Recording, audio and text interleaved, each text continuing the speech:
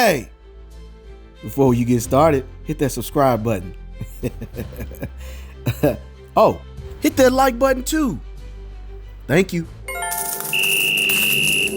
Woo-wee! You know what that whistle means. It's game time. Let's get it. Okay, huddle up. We want to start out by giving you some definitions that you will definitely need, okay? So take some notes right here and let's get at it. SOLV is the native cryptocurrency of SOLV protocol. It's a decentralized platform that aims to enhance Bitcoin's utility with decentralized finance. I know what you're thinking. What's decentralized finance? Well, basically, you'll be able to do transactions without using a bank. Here's the technical definition, though. Currently, SOLV trades at roughly a 90 million market cap. That's a drop in the bucket relative to the total market cap of crypto as a whole. As of right now, according to Forbes, the market capitalization of cryptocurrency as a whole is roughly $3.75 trillion.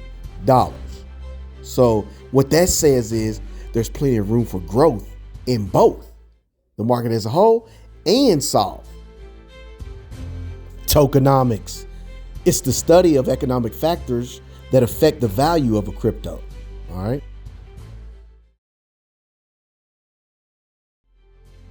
Staking. Staking is a process of holding onto a crypto to earn rewards and help secure a blockchain network.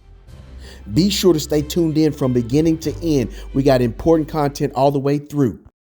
This is SOLV protocol price prediction. Could it go parabolic? SOLV protocol is making waves in the decentralized finance world with its focus on transforming Bitcoin's potential. SOLV protocol is designed to change the way Bitcoin is utilized in decentralized finance. With its staking abstraction layer, SOLV BC, and liquid staking tokens, the project allows both retail and institutional investors to earn yields on their Bitcoin without sacrificing liquidity. Unlike many other projects, SOLV's innovation lies in creating structured financial products like convertible bonds and allocations, which could bridge traditional finance and blockchain. This unique approach gives it a compelling edge in a competitive space. Tokenomics and why they matter. The tokenomics of SOLV protocol could be the foundation of its success, or its biggest challenge. With a total supply of 9.66 billion tokens and an initial circulating supply of about 1.48 billion, the project aims to incentivize early adopters and community engagement. However, a significant portion of the tokens, over 25%, is allocated to private sales, with another 11% set aside for the team and advisors. This kind of allocation often raises concerns about sell pressure, especially as token unlocks occur. If the team manages these unlocks carefully and the community remains engaged, the tokenomics could help drive long-term adoption. How does it compare to other projects? In the world of Bitcoin staking, SOLV isn't alone. Giants like Lido and Rocket Pool have already set high standards. Lido, for example, dominates the liquid staking market with billions in total value locked. For SOLV to carve out a space in this ecosystem, it will need to differentiate itself not just through its features, but also through partnerships and user experience. What sets SOLV apart is its focus on structured financial instruments. By going beyond standard staking to offer innovative products, SOLV is targeting a more diverse audience, including institutional investors. This strategy could give it an edge, but execution is everything in this highly competitive market. Looking ahead, SOLV has ambitious plans to expand its ecosystem and build partnerships. If these efforts succeed, the project could see a surge in adoption. However, risks such as token unlocks, regulatory uncertainties, and market volatility remain. The potential for parabolic growth exists, but it will depend heavily on how well the team navigates these challenges and delivers value to its users. While SOLV protocol has a lot going for it, I approach projects like this with caution. Personally, I don't buy and hold, I trend trade. Using my custom trading indicator and technical analysis, I focus on trading trends instead of gambling on long-term holds. A lot of projects launch with hype, but many lose momentum or crash. By trading trends, I avoid those pitfalls while maximizing gains. Here's the difference between a token and a coin.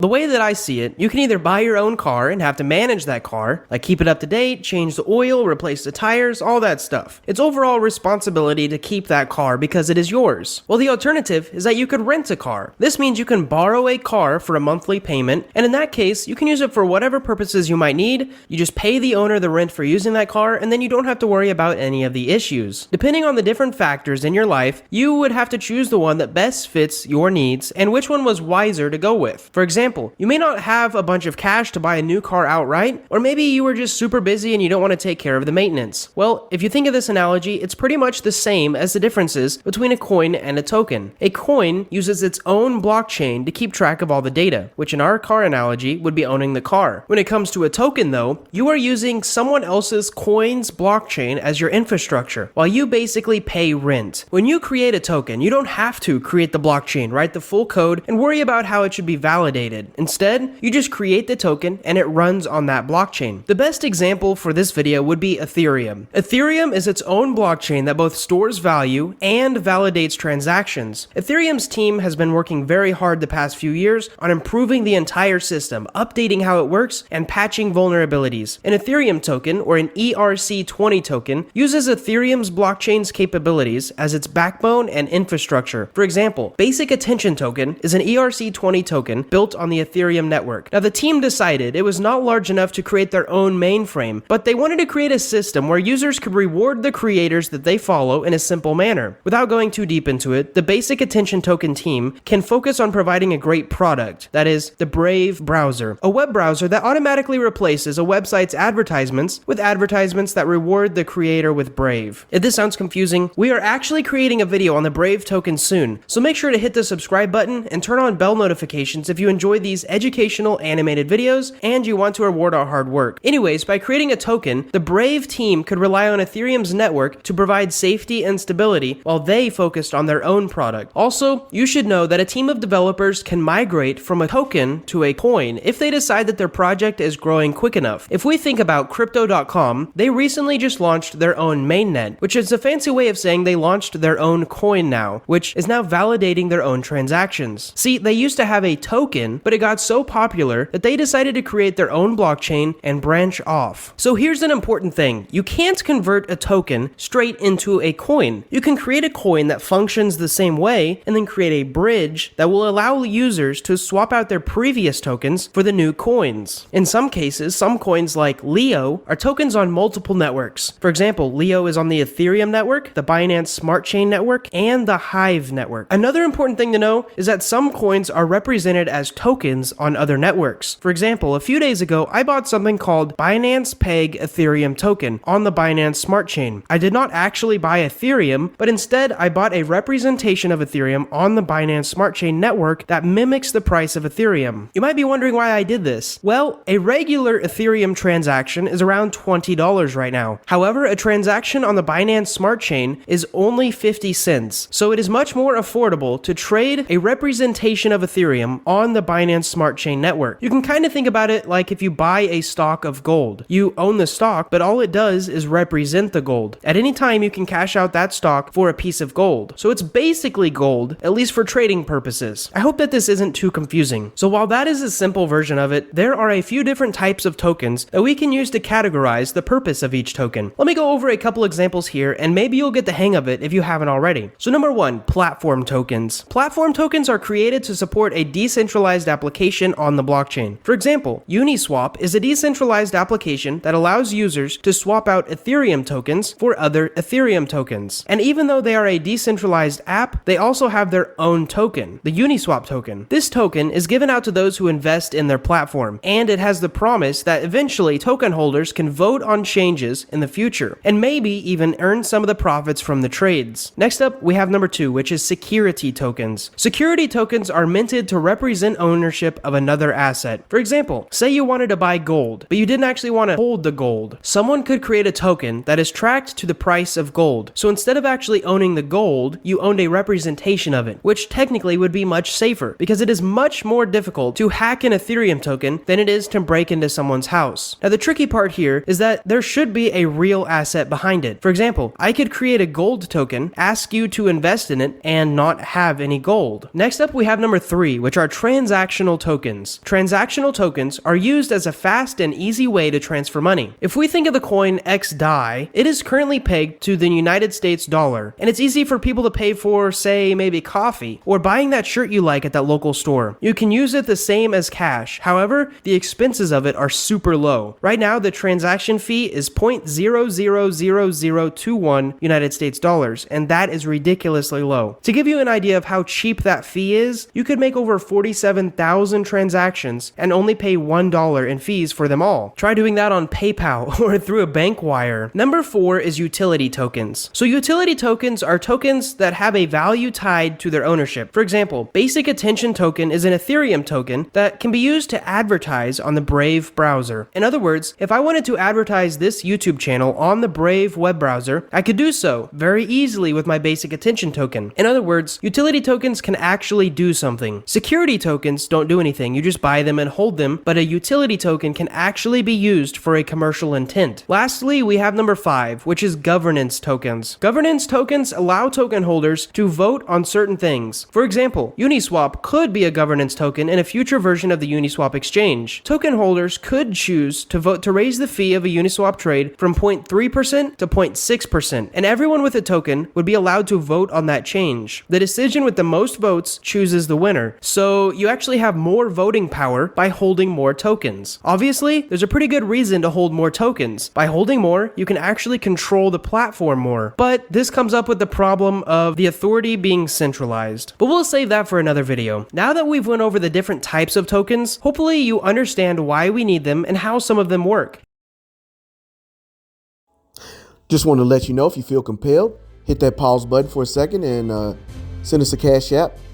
Every little bit helps. Our programs are geared towards kids and those who are underprivileged, and we want to thank you. This is another version of explaining the difference between tokens and coins. Different way to approach it. Coins versus tokens. What's the difference? Are they even different? On the surface, they may seem similar, especially since the terms are commonly used interchangeably, but that's not the case due to the fundamental differences that distinguish them. First off, while all coins may be considered tokens, not all tokens are considered coins. That said, coins have their own blockchains, whereas tokens are built on an existing blockchain. Think of any blockchain, say Ethereum. Its native asset is Ether, right? Or Algorand on the Algorand blockchain, ADA on Cardano. These are all coins. On the other hand, tokens would exist on pre-existing blockchains. Let's take Ethereum and Uniswap as examples. Uniswap's native digital asset is known as Uni. Since Uni is built on a pre-existing blockchain, Ethereum, it qualifies as a token. From this, it's clear that creating a coin is more difficult than creating a token. You may find a blockchain having only one coin, but hundreds or thousands of tokens built on top of it. The difference does not lie in their fundamentals alone, but use cases too. Some coins, such as Bitcoin, are mainly perceived as a store of value by offering an alternative to traditional banking. Other coins focus on digital transactions. These coins are typically designed to be faster and cheaper. Some coins are designed to solve specific problems, like XRP by Ripple, which is used to address cross-border payment problems. They aim to make processing real-time international transactions easier by leveraging the power of the blockchain. Tokens, on the other hand, are popular in decentralized apps. They represent something specific in these D-apps. This could be economic value, a stake, or even voting rights, thereby facilitating and encouraging interactions with the protocols. They are typically tied to many functions within their native ecosystem. For instance, Sushi. SushiSwap's native token is used for staking, governance, and even to reward users who deposit assets into liquidity pools. Another cool thing about tokens lies in their power of representing assets through a process known as tokenization. Asset tokenization is not limited to just digital assets. It has also been used to represent physical assets, such as real estate on the blockchain. As you can see, tokens use cases are much more flexible, and their possibilities may be endless. We'd love to hear from you. Comment on more differences below. Remember to like, subscribe, and follow us on all our socials for future alpha. Let's give you a different look and spin on this SOLV. Before we talk about SOLV protocol and what it is, how it works, we have to talk about BitcoinFi, because SOLV is just one small protocol within a broader BitcoinFi ecosystem. So what is BitcoinFi? Essentially, BitcoinFi is Bitcoin finance. It's a broad term used to describe the platforms or the protocols or the networks that allows users to utilize their Bitcoin in the most effective way possible, creating a whole ecosystem of financial instruments for your Bitcoin. This is a very early narrative or trend, and so right now at its infancy, there are several protocols that allows users to stake Bitcoin and earn yields on top of that. For example, we have CoreDAO and we have Babylon. Probably those are the two biggest projects right now in the whole BitcoinFi ecosystem. There are plenty more, obviously, you're free to explore. But the thing about BitcoinFi is that it is fragmented because it's very early, right? So we have CoreDAO, we have Babylon, we have a bunch more, but we don't have a single place that aggregates them all into a neatly presented interface for a normal users to navigate. And that is where SOLV comes into play. At the core, SOLV provides us with three core components that's crucial to the ecosystem. The first one is the staking abstraction layer, the SAL. The second one is SOLV Bitcoin, and the third one is SOLV Bitcoin.LST, liquid staking Bitcoin. Now, I'll be explaining everything. First of all is the staking abstraction layer, or the SAL, the SAL. What that is I mentioned before, SOLV is just trying to aggregate, right, a lot of the biggest BitcoinFi ecosystem projects into one single interface so that it abstracts the complexities of staking Bitcoins across multiple ecosystems and presents a unified interface for Bitcoin holders, enabling Bitcoin holders to generate yields across different blockchains. It's just that simple. The second thing is SOLV Bitcoin. SOLV Bitcoin is a one Bitcoin peg token that enables seamless, secure cross-chain transfers and DeFi participation, whatever, okay? So to me, from the way that I understand it, it is like an entrance token to the SOLV platform, to the staking abstraction layer. If user want to onboard, right, to SOLV, they need to have SOLV Bitcoin. And that leads us to the third one, which is the SOLV Bitcoin.LST, the liquid staking Bitcoin. So this token are the liquid staking tokens that allow Bitcoin holders to generate yields while staying liquid. Just look at this image for a second here. This is the staking abstraction layer. The users look at this staking abstraction layer and they see all of this on top of it, right? They see all of this platform. If they want to interact with SOLV Bitcoin Babylon or Core, they need to have the SOLV Bitcoin token first, right? They need to have this token first. And then they can use that token to stake on Babylon, for example, and then they get the SOLV Bitcoin Babylon token. This one right here is the LST token. And then users can use this token on different platforms to do even more DeFi activities. So that's like a general flow.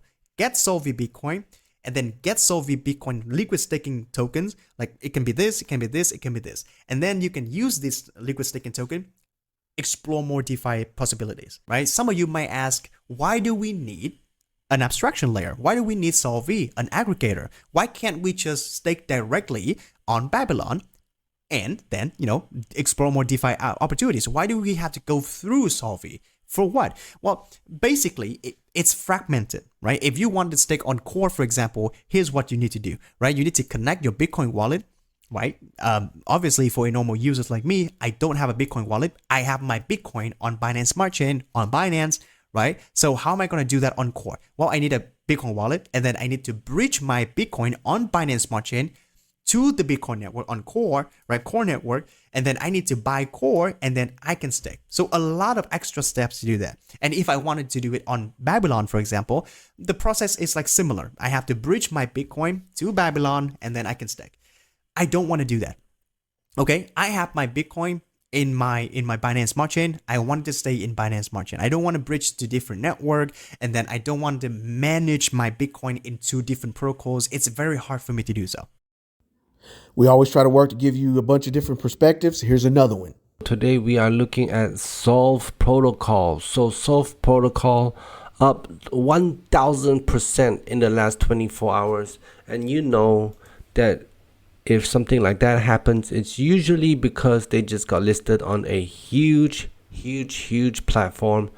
And of course they just got listed on Binance. So we can see on their website what this is. This is basically just this is a Bitcoin staking, application. So SOLV, I guess, is kind of the same as it's like ZRC, it's like Circuit, it's like QuickSwap. It's just one of those finance type coins. And those finance type coins, you basically just the utility is kind of for exchanging tokens to get like a percentage of some return if you stake it long enough, that kind of thing. So generally people sell these coins when they can, as soon as they've taken their profit, market million, fully diluted market cap of 1 billion. So we really have to watch out for this one. This is a very new coin, guys. It has been out for, I guess, about 2 days right now. So this is definitely, I guess, something to look out for. If you look on their website, you see pretty big names on their website.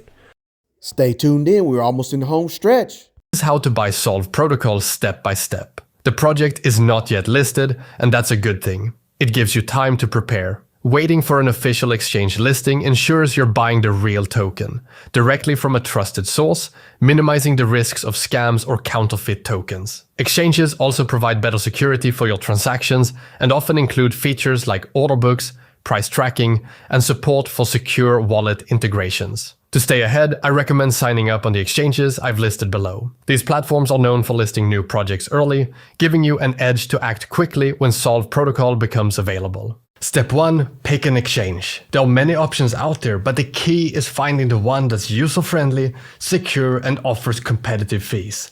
To save you time, I've already done the research. In the description, I have links to the exchanges I personally use. Pro tip, sign up on all exchanges linked below. Sometimes projects list earlier on certain exchanges, giving you an advantage. Step number 2, signing up. You sign up on the platform by providing your email and password, or for example by signing in through Google. Complete any identity verification or KYC to unlock full access and use two-factor authentication to secure your account. This is very important. Pro tip, most exchanges have newcomer bonuses, sometimes up to thousands of dollars. To get these bonuses, you need to use the links I provided in the description down below. Step number 3, deposits and withdrawals. Next, in order to buy crypto, you need to deposit funds into your account. Most exchanges support bank transfers, credit/debit cards.